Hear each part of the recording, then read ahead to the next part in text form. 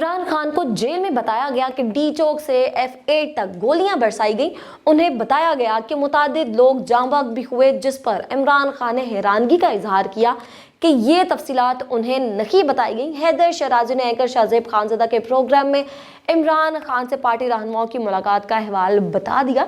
हैदर शराजी के मुताबिक बानी पीटीआई ने हदायत की कि अगर ऐसे वाक़यात हुए हैं तो मीडिया और सोशल मीडिया पर तस्वीर जारी करें, जबकि मुज़ाकरात में पहल नहीं होनी चाहिए। महमूद खान अचकज़ई ने तहरीक इंसाफ के रहनुमाओं के साथ मुलाकात में कहा कि अगर एक कारकुन भी जाँ बहक हुआ था तो उसकी जान भी कीमती थी। ऐसी सूरत हाल में मुज़ाकरात नहीं करने चाहिए।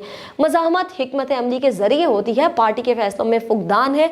इमरान खान को जेल से निकालने के लिए पार्लियामेंट के अंदर और बाखिर आवाज उठाना होगी। तहरीक इंसाफ की क़यादत ने फैसला किया है कि वो आइंदा एहतजाज के हवाले से महमूद खान अचकज़ई से मुशावरत करेंगे। एंकर शाहजेब खानज़ादा ने निजी टीवी चैनल के प्रोग्राम में बताया कि सानिया डी चौक के हवाले से पीटीआई और हुकूमत एक दूसरे पर संगीन इल्जामात लगा रहे हैं। तहरीक इंसाफ ने एक तरफ 12 जाँ बहक कारकुनों, 38 जख्मियों और 139 की फहरिस्त अदालत में जमा करवा दी, तो दूसरी जानिब इमरान खान के खिलाफ भी रेंजर्स एहलकारों को गाड़ी के नीचे कुचलने का मुकदमा दर्ज कर लिया गया है। FIR के मतन के मुताबिक वाक़े का मंसूबा अडयाला जेल में बनाया गया, जहां इमरान खान के मिलिट्री ट्रायल के खदशे का इजहार किया जा रहा है। वहीं आईनी बेंच ने फौजी अदालतों को 85 सिविलियंस के मुकदमात सुनाने की इजाजत दे दी है और रिमार्क्स दिए हैं कि फौजी अदालतों के फैसलों का मुस्तकबिल सिविलियंस के ट्रायल के केस से मशरूत होगा। जिन्हें मुकदमात में रियायत मिलती है उन्हें रिहा कर दिया जाए, जिन मुलजिमान को रिहा नहीं किया जा सकता उन्हें सजाएं सुनाने के बाद जेल मुंतकिल कर दिया जाए। जस्टिस जमाल खान मंदुखेल ने रिमार्क्स दिए कि इस पहलू को भी मद्देनजर रखें कि आर्मी एक्ट 1973 के आइन से पहले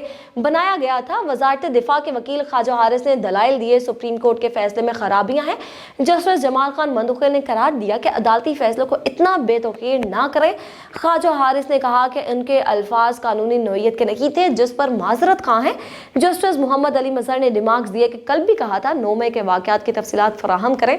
फिलहाल हमारे सामने मामला सिर्फ कोर कमांडर हाउस तक का है। अगर केस सिर्फ कोर कमांडर हाउस तक ही रखना है तो हमें ये भी बता दें। एडिशनल अटॉर्नी जनरल ने मौक़िफ़ अपनाया कि तमाम तफसीलात आज सुबह ही मौसूल हुई हैं।